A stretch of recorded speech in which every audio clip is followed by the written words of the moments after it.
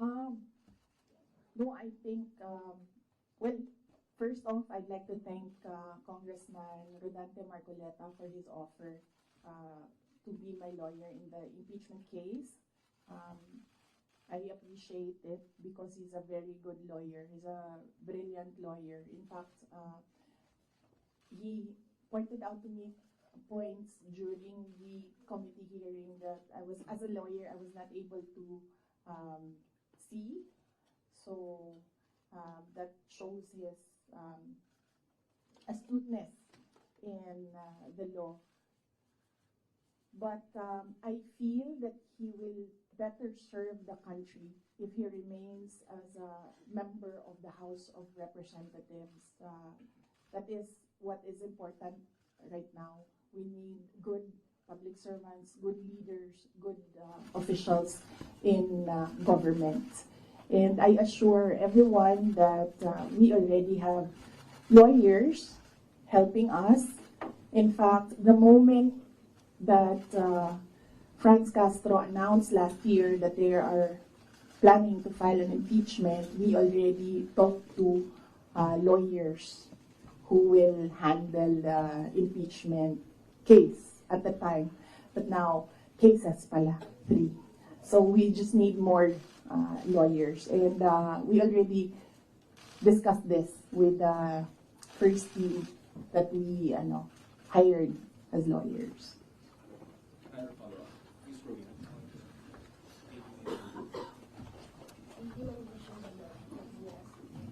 Yes, ma'am.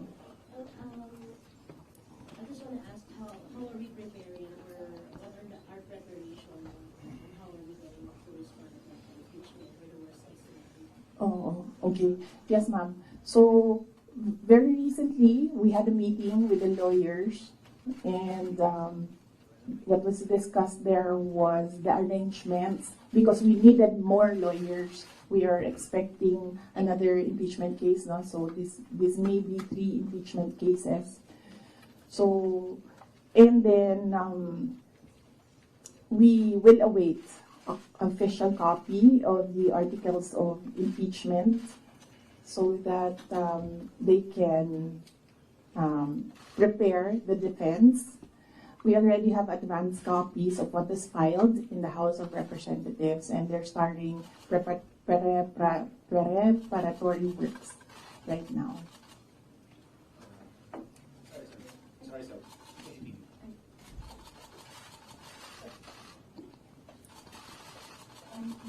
Most of your allies have changed positions or changed their sides.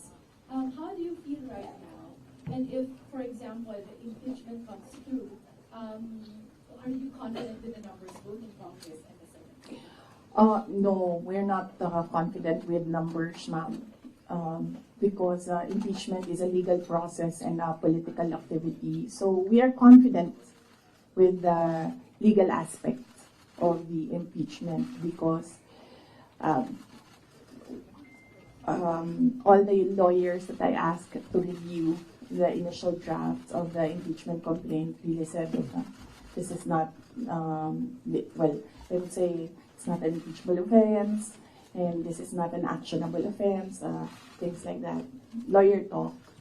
But with regard to politics, that is a different matter altogether. So we do not know what will happen with that.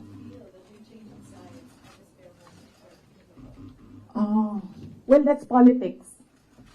They always say that there are no permanent friends and enemies in politics. So it really depends on the person, on the politician, what path he will choose. Hi, ma'am.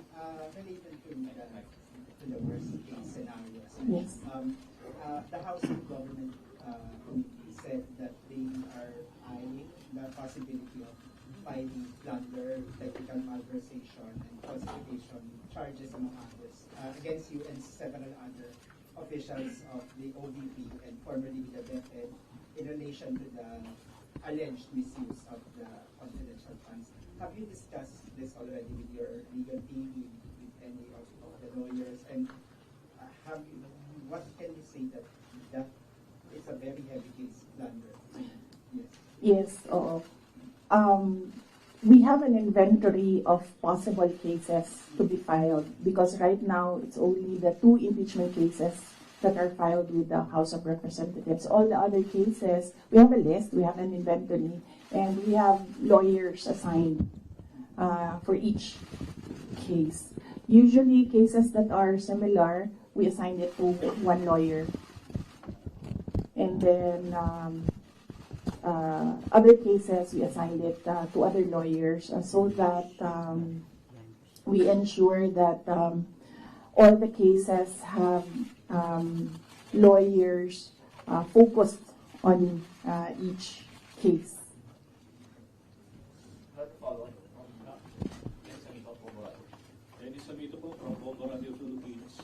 Ma'am, na-consult niyo na ba yung family niyo about this? Dahil kanina nabanggit niyo tungkol sa mga lawyers about sa family.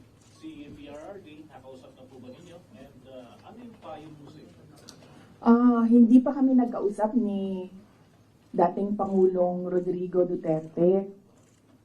I expect na magkikita kami as usual sa December 24 sa bahay ng mother ko. Likely, baka doon namin mapag-usapan yan kung man mapag-usapan namin dahil madalas kasi kapag nagkasama-sama yung pamilya, lalo na pag nandyan yung mga apo, ay yung mga apo yung pinag-uusapan ng pamilya. Nagsabi si Pangulong Duterte na magpapadala siya ng pera para sa pambayad daw ng mga abogado kasi alam niya na napakaraming mga abogado ngayon ang kinuha para sa iba't ibang mga kaso. Pero nagsabi na rin ako through my brother, kasi yung kuya ko yung sinabihan niya, nagsabi ako na wag na lang siya magpadala ng pera dahil nakapaghanda naman na kami para sa impeachment case. Kasi sinabi niya impeachment case. So sabi ko, nakapaghanda kami sa impeachment case.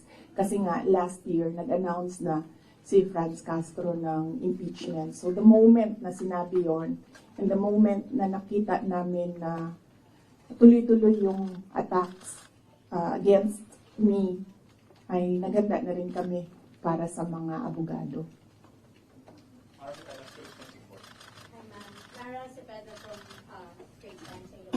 Ma'am, you already mentioned that your lawyers are prepared to answer the impeachment cases, but the opposition groups who have filed the complaints against you are accusing you of being evasive in your answers in the alleged corruption and misuse of millions of confidential funds. Ma'am, baka you can offer an explanation also to taxpayers how kung above board po ba talaga yung paggamit nitong mga confidential funds para matapos na rin, ma'am, yung question once and for all. Yes, ma'am. I'm not being evasive.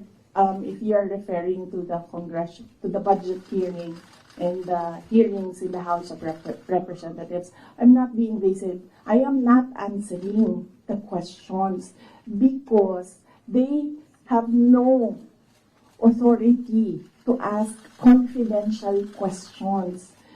I am answering questions about the use of the money in the Commission on Audit.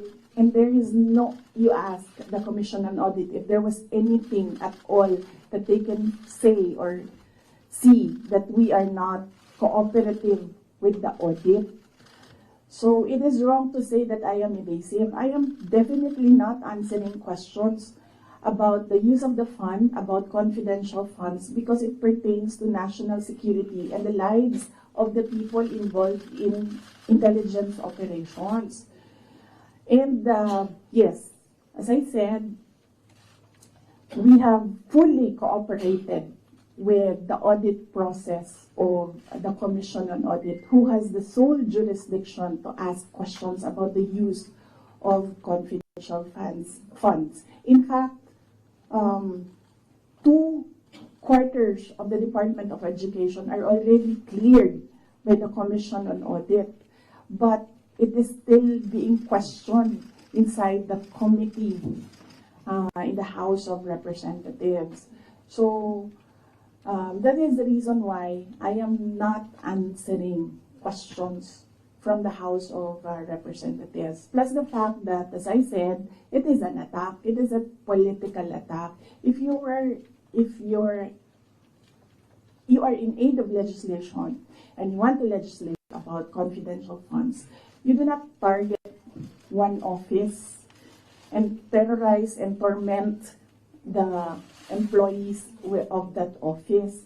What you do is you do a sampling, a random sampling of the offices who have confidential funds. Why not call the office of the president, who has billions and billions of confidential funds, if you want to legislate about confidential funds? So that shows that they're singling out the office of the vice president. And I really feel that it's very disrespectful to the office of the vice president. That is also why when they ask that I respect their process, respect begets respect. So if they want respect, they should first respect the office of the vice president. That is what I was saying, that they don't like me, they don't like my person, they don't like Sara Duterte, but they have to respect the office of the vice president. So if they want to investigate confidential funds, they don't single out one office. I understand, ma'am. VP, just a follow-up. Was it yesterday or the other day, the House also alleges that over 400 names na nag-sign po ng acknowledgement receipts, again, on the issue of the confidential funds, wala daw pong records at the BSA. Ma'am, you could offer an explanation because we know that this is a legal proceeding, pero pinag-uusapan po siya ngayon, ma'am, sa bahay ng bawat Pilipino. Kaya explanation if this is above board or bakit wala silang birth certificate, ma'am. No, I will not explain.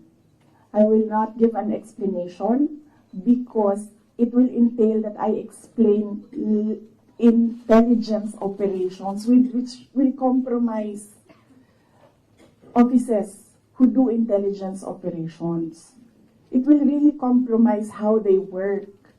So no explanation will be given to the members of the House of Representatives. One final follow-up from me, ma'am. Then what's your response to accusations that an office like the DepEd and the OVP have no jurisdiction naman to have these confidential funds that are spent for national security?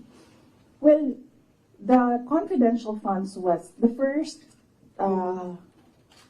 transfer of confidential funds was from the office, from the contingent funds to the office of the vice president, and this was approved by the office of the president. The next year confidential funds was 2023.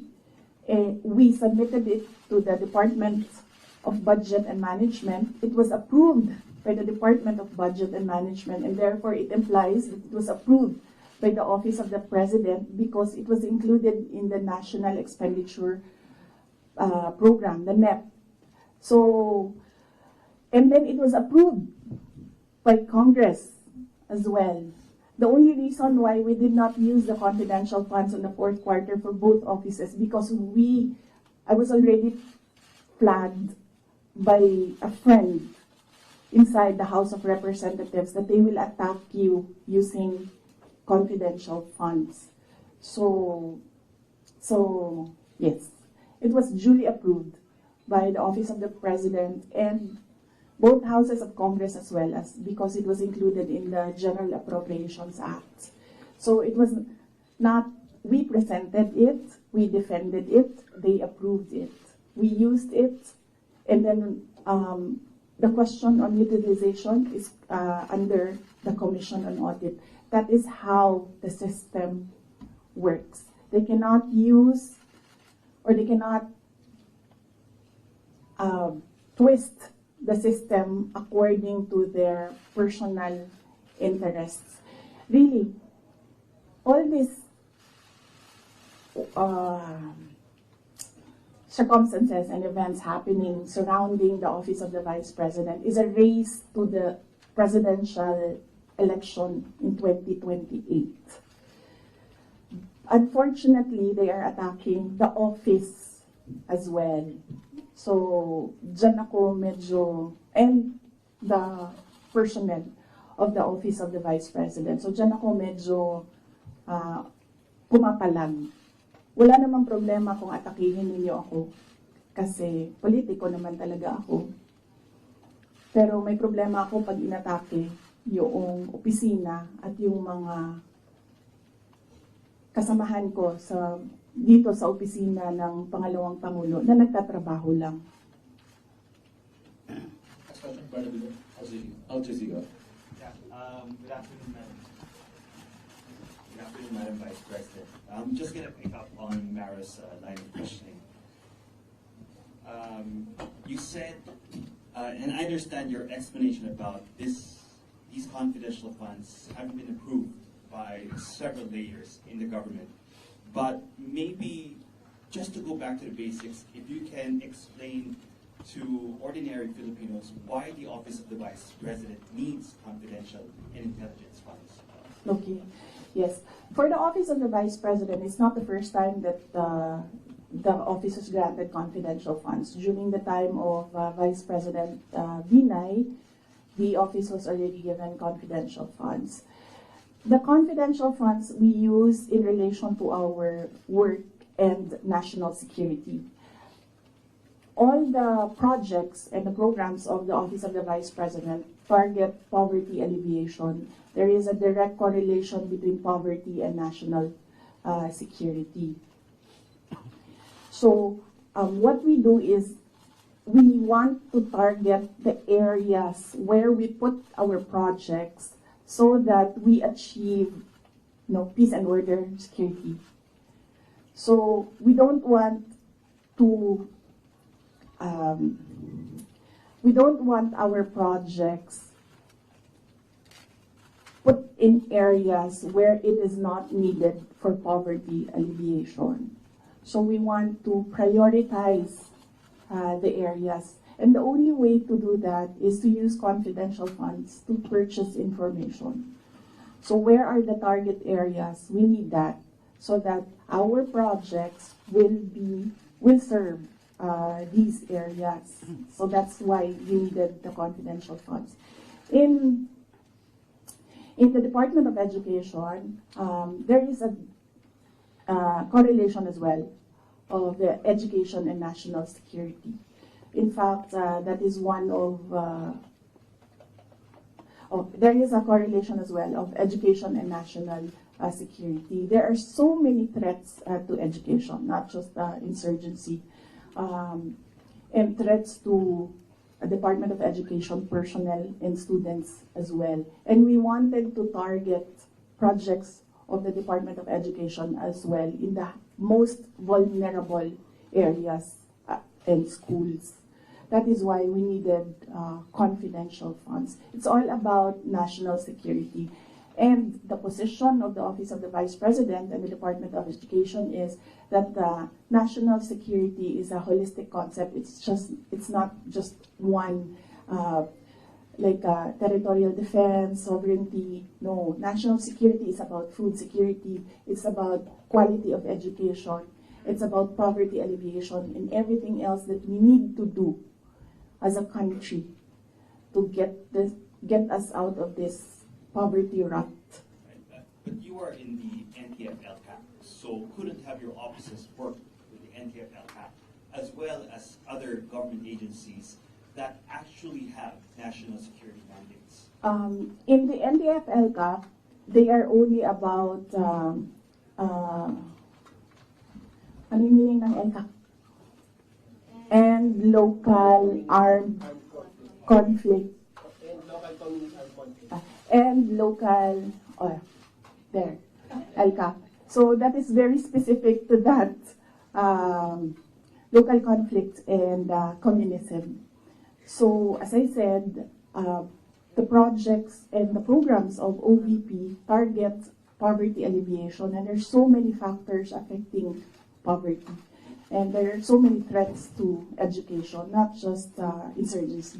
But there are also other government agencies with national security mandates that you can work with, your offices can work with. Yes, that is true, but we work far faster if we are allowed to purchase information and target our projects immediately on the certain school or certain barangay or certain municipality. We move faster if we can target our projects. Okay. Going back to the confidential funds, that was also part of the confidential funds, but the names that are being verified by the Philippine Statistics Authority, I know you said that you can't explain because they're confidential in nature, but maybe just a yes or no, because other names have cropped up. Aside from Mary Grace Piatos, we have Chippy McDonald, Fernando Tempura, Carlos Oishi, Raymunda Nova. These were mentioned in a column at the Philippine Star, and Joel Chua, Congressman Joel Chua was quoted. Are yes or no, are these code names? Nakalimutan ko yung sagot ko. Sandali. I cannot explain confidential funds because it will entail explaining intelligence operations. And there is a law that prohibits officials who gather information because of their office to divulge it in public. So it's the Anti-Graft and Corrupt Practices Act. There is a specific provision of law. You cannot divulge confidential information that you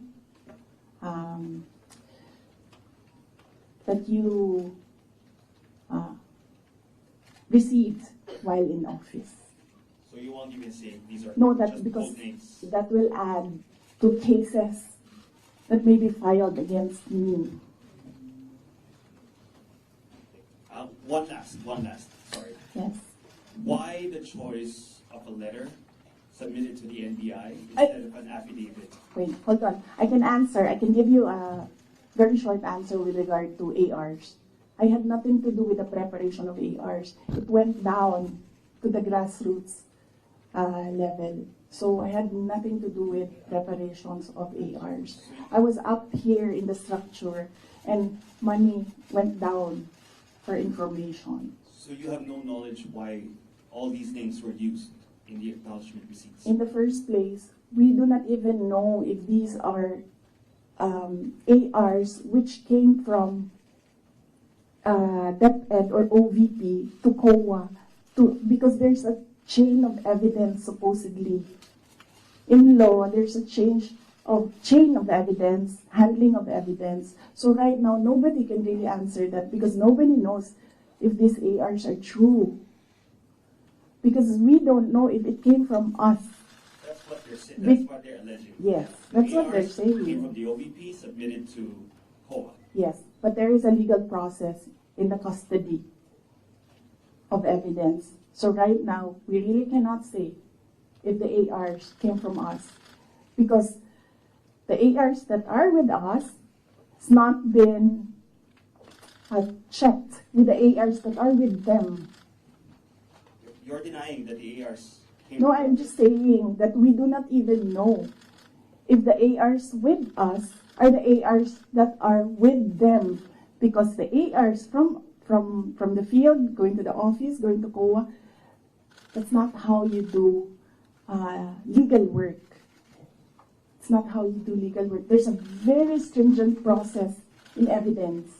That is why even if there is no law prohibiting a person from divulging confidential information, person cannot answer that because we do not know if that paper that they're holding was a paper that came from the OVP and DepEd. Because there was no marking of exhibits. That was what I was telling Congressman Chua. You cannot ask the OVP personnel to say yes or no to an exhibit that was not marked as real and true, as correct, and as a faithful reproduction of the evidence of the office. So would your offices then be willing to certify? No, because there is no question about that from the Commission on Audit. It's only a congressman saying that this paper and asking what is this paper about. There is no case. And that is to ask that about the paper is the sole jurisdiction of the Commission on Audit. So then if the Commission on Audit asks, That is what I was saying. We have been fully cooperative with the Commission on Audit. Everything that they asked for, we submitted. That is why there was a partial disallowance only. And even then, we are not yet finished with the process because we can still submit documents that are required by the Commission on Audit. That is the problem right now. As I said, they are doing work that they are not that is not under the mandate of the House of Representatives. They cannot audit. They cannot question at all. They cannot make me answer and say that we represent the taxpayers and you have to answer. No, I will only answer to the Commission on Audit because that is the body who can ask us questions about the fund use. Next question. Cut to me to ABS-CBN. Good afternoon, ma'am. Ma'am, on the issue of your budget not being reinstated or restored, your reaction first on the decision of the bicameral conference committee? Well, we do not expect anything about the budget of the Office of the Vice President anymore. As I said,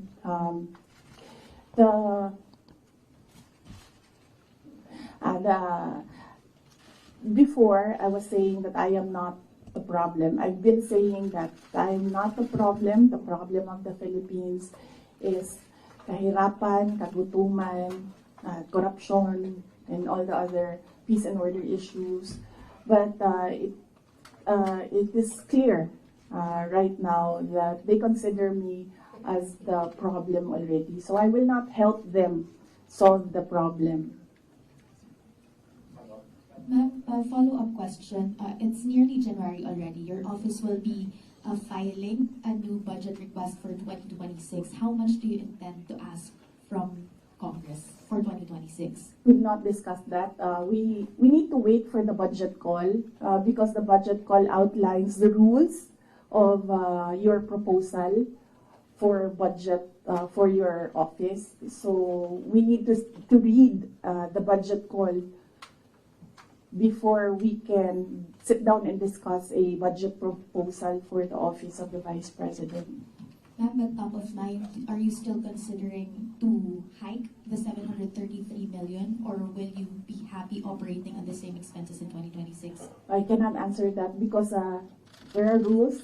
They usually put conditions in the budget call and we really need to read the budget call to draft a proposed budget. Last two questions. Well,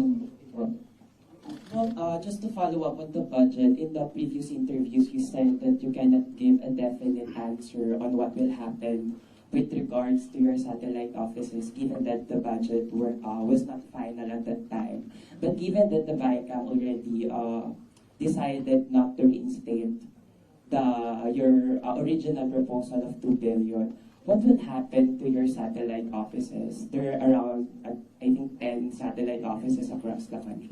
Yes. Well, we have to see if we can continue with the projects that they are implementing. We need to see if the projects are still there, and then if they can still implement the projects. So that is something that we have to discuss with the execom of the Office of the Vice President. Ma'am, nandun po ba yung possibility of shutdown? And then ano po yung, nasabihan na po ba yung mga affected personnel just in case na magsha-shutdown nga itong mga satellite offices? Galing sa central office ng Office of the Vice President, wala kaming sinabi sa kanila. Pero since nababasa naman nila sa media yung nangyayari sa budget, I am sure that they are preparing themselves as well. Good afternoon, Ms. Sagutin. Ma'am, it was mentioned before na pull out yung security na papalitan. Meron na po bang update dito? Tsaka sumulat po ba kayo sa AFP regarding this?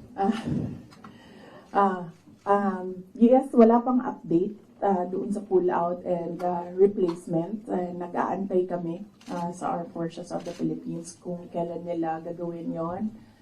Yes, nagpadala ako ng letter sa Chief of Staff ng Armed Forces of the Philippines. Meron lang ako mga nilatag doon na mga requests. Pinakauna doon is hindi na kami tatanggap, well ako, hindi na ako tatanggap ng replacements. So kung magtanggal sila, hindi na nila i-replace. Iwan na lang nila kung ano yung maiwan. And kung wala mang maiwan, dahil tatanggalin nila lahat, I already said that I will seek security arrangements outside of the Armed Forces of the Philippines already. Mag-outsource naman kayo. I mean, kasi normally naman, di ba, pag Vice President, may naka-designate dyan from the AFP, from the PNP. So, dahil nga, yun nga, may pull out, and so ang plano nyo para mag-outsource na lang kayo. Yes, we are exploring private security services. Yes. So, my husband. Huh? Would that be construed as a private? No, because there are professional security services. So that's not considered as a private army. And I do not know if these individuals are allowed to bring guns. So that makes them less of an army, ma'am, kung wala silang. But hindi ko alam yung sa professional security services. But that is one option that we are preparing for in case there is a pull out of the entire security detail from the Armed Forces of the Philippines. Initially, I asked my husband, and then he said that he'll make arrangements. Out of pocket na. How much are you estimating for that? Well, wala pa kaming we have not requested for proposals yet from service providers. We have not requested a proposal yet. So, but I think only Filipino organizations or agencies are allowed that kind of service within the Philippines. I think, Mama. I do not know. But I know that they are Filipinos. Yes. Do you feel secure about No, I don't. your children? No, ma'am. No. But no, I do not feel secure. As I said, that there's always been bias because when we see, say for example, DOJ, iniimbestigahan nila yung press con. Pero hindi nila iniimbestigahan kung bakit kami umabot doon sa press con na yon. Iniimbestigahan nila ang threat ko, no? Pero they've not ever investigated threats against me, which are all documented, but we do not give them the information because we don't trust them at all. Last two questions, Red, then. Ma'am, kasi sabi po nila mga congressman po, ma'am, kasi parang contrived lang daw yung threat ninyo. Parang it's just an imaginary threat. Like for example, si Asidre nagsabi na imaginary daw yung threat ninyo, unlike doon sa sinasabi na threat daw, yung threat to the First Family and Speaker Romano. So what's your take on this po? Kasi parang dinidismiss po ng mga congressman na kayo po ay nagkaroon ng threat sa inyong buhay. Parang sinasabi nila, parang imaginary lang yung threat ni Vice President as opposed to sa sinabi niya doon sa press conference. What's your take on this? Yes, we have documents, sir. We have screen caps, we have photos, we have police blotters, we have everything on file.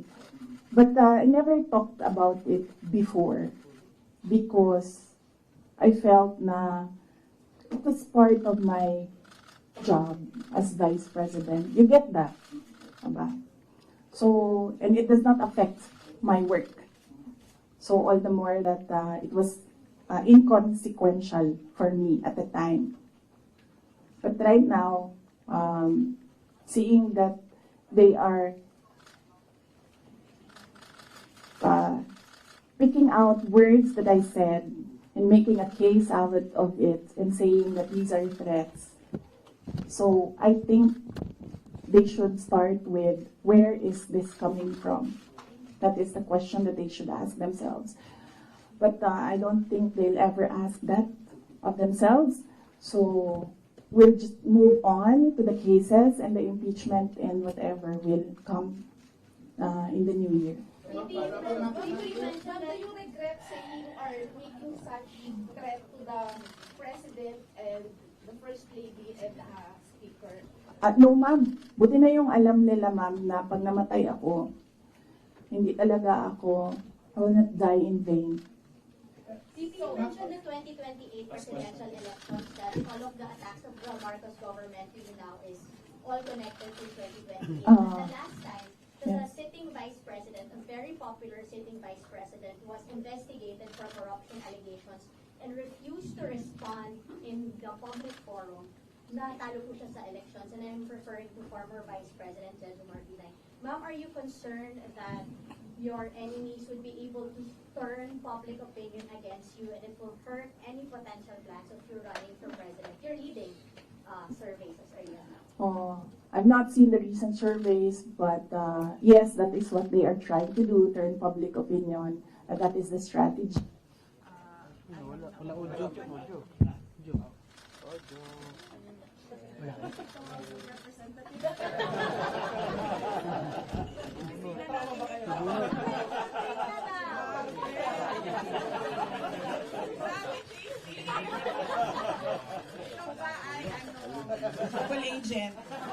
Wala audio.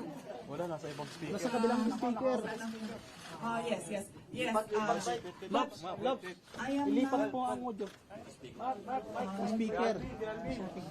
Nasa kabilang speaker yung audio. Nasa ibang speaker. Nasa kabilang speaker.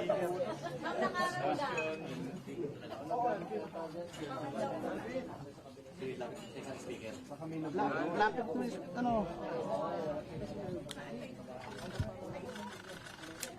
Wala ka na naglipat. Ayan na. Wala pa rin. Lipat na mic. Lipat yun na lang. Wireless na. Provider ba yan? Ayan na. Yes. But yes. So, yes, that is what they are trying to do, turn public opinion. That is a common strategy in politics. Black propaganda and everything. Will it hurt my chances? I'm not yet a candidate. So, right now, I am just the Vice President of the Republic of the Philippines and working for the country. So, I am not yet a candidate. So I do not know if this will affect me. Maybe my decision in 2026 will consider what is happening right now, but I cannot really say with finality what will be the considerations for me to decide to run for president. As I said, just give me the last quarter of 2026. I think that is the best time for any presidential candidate to decide to run. Ma'am, pero yung po, ma'am, kasi ito, lumalabas yung keyword ngayon, binibinay. Para kayong ginagawang binay, yung task for former Vice President Jejo Marbinay. You think po, ma'am, binibinay kayo ngayon kasi malakas kayo ngayon this survey and possibly tinutukod nila kayo para mawala yung political cloud ninyo sa 2028? Yes, oo. Yan naman ang sinasabi ko eh. It's all, these are all political attacks. From the attack from the left on the confidential funds, the meeting with the Speaker of the House of Representatives, and the attack on the budget, and the other attacks that you see in social media. So these are all directed to remove me from the race, yes, and then of course remove me from office. Ay, that needs a sit down. Ay, naku. Ay, talaga. Sasabihin ko sa'yo, you know, paano ko nalaman na gusto ni, na plano or gusto ni Martin Romualdez na mag-president? Ay, naku. Halaga. Sasabihin ko sa'yo. And it is personal knowledge. Kasi narinig ko talaga. I was there. So, kaya alam ko sa simula pa lang, nung narinig ko yun, okay. Wala lang din sa akin yon. Kasi lahat naman pwedeng tumakbong presidente. Diba? Ang hindi ko lang in-expect, yung gagamitin mo yung buong gobyerno para sirain yung isang tao. Yan din. Kailangan magdesisyon ng taong bayan. Gusto niyo ba ng Vice President Martin Romualdez? Yan ang tanong. Kasi, yan naman kasi talaga yung plano niya. So, kailangan mag-decide ng taong bayan if you want somebody sitting there na hindi ninyo binoto. Thank you. Ma'am, are you determined to stay as Vice President? No, I'm at peace. I'm at peace with whatever happens to me. I've already accepted that whatever happens to me, that will be God's purpose for my life. So I am at peace staying and finishing my term because that is my contract with the Filipino people, and I am at peace going if I will be removed from office. Okay, thank you. Out of context, nung sabihin niyo yung regarding sa Vice President and First Lady and the Speaker. Hindi ma'am, ang tinake out nila of context is tinanggal nila yung kung yon at iniwan lang nila yung gusto nilang gamitin. Yun yung sinasabi ko na taken out of context. Dapat when you appreciate the message, you should take all the words together and not just take out the things that you want to use against the person. Mabalik ako ng mabilis lang. Yes, sir. Security ba? Kapag nag-hire ka ng private individuals, first time na nangyayari, yes. Di ganitong klaseng setup, ba't umabot sa ganito at saka kung matuloy yun, that would give an impression mas makakatiwala sa mga private individuals kaysa dun sa mga people in armed services. Yes, sir. Kasi sila din naman yung gumawa nun, sir. Ang sinasabi ko lang naman sa kanila is, kasi sinasabi nila palitan, sir. Mahirap kasi, security is fundamentally a trust and confidence position. So it's difficult to entrust your life to somebody you really do not know, and that's, you just put there by somebody who you do not trust as well. So it's a very difficult position. And well, it's a very difficult position. And I actually pointed it out to the Chief of Staff of the Armed Forces of the Philippines. I told them that there is a line of succession. You're supposed to protect your number 2, your 1 and 2, because that is your reserve. Because one day, if you do not protect your 2, one day you have no 1. If you don't have a 2 and you don't have a 1, you don't have any 1. Diba? That is in the Constitution, and they are supposed to protect that line. Sabi nga, may 443 Babalik na naman tayo. 443 last year. Oo. Out of the 865 private na employees of the media. So, with that regard, yung plano yung pag-outsource ng private security, do you plan to get that same number of security or much higher, considering that you said that you have Yung 400 plus, approximately 400 plus, it was combined PNP and AFP personnel. When the PNP pulled out all the personnel of the PNP, ang naiwan na lang is 334. AFP personnel, and not all of them are working for security. Some of them are working for admin, some of them are working for budget, some of them are working for supplies. So there's a lot of, there are several offices inside that unit that don't work for securing the person. They work for operations of the entire unit. So, ilan lang dyan, sir, ang nasa security talaga. Yung like close-in security. Ma'am, yung hindi mo tinatras na appointing person, is it BBM or the chief of... Ay, silang lahat, ma'am. I don't trust anyone right now except myself.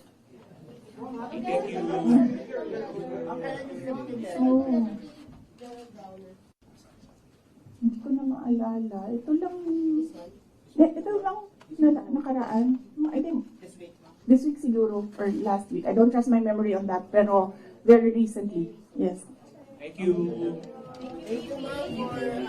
Walang tatayo, ha? Sana naman next year na tayo magkita-kita ulit, ha.